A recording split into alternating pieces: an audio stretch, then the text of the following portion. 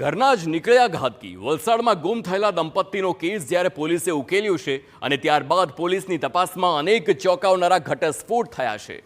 વલસાડ પોલીસે લવાછા ગામમાંથી ગુમ થયેલા બિહારના દંપતીના રહસ્યમય કેસનો ભેદ ઉકેલ્યો।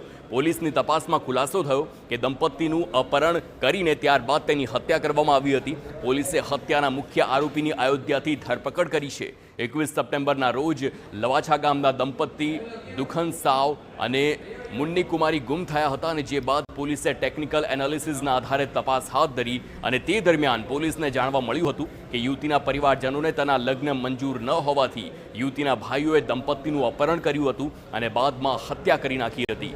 જે બાદ પોલીસે યુવતીના ભાઈ અને મુખ્ય આરોપી આશુતોષની અયોધ્યાથી ધરપકડ કરી છે। ટેકનિકલ આધારે આરોપી પૈકીનો એક આશુતોષ નિશાન એ ઉત્તર પ્રદેશના અયોધ્યા નજીક વિકાપુર પોલીસ થાણા વિસ્તારમાં હોવાનું જણાઈ આવેલ।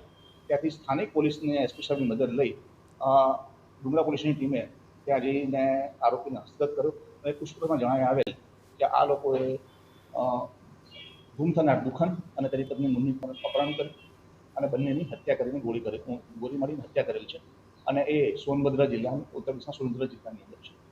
આ બાબતની માહિતી સોનભદ્ર જિલ્લા પોલીસને આપવામાં આવી અને તેઓએ બીજું જે મરણ જનાર છે દુખન એની લાશને મળી નથી, પણ જે આ લોકોએ જે જગ્યાનું વર્ણન કરેલું હતું આરોપી એ મુજબ ત્યાં એ લોકોએ અલગથી જગ્યા બનાવીને શોધખોળ કરતા જે મરણ જનાર દુખનની પણ લાશ મળી આવે।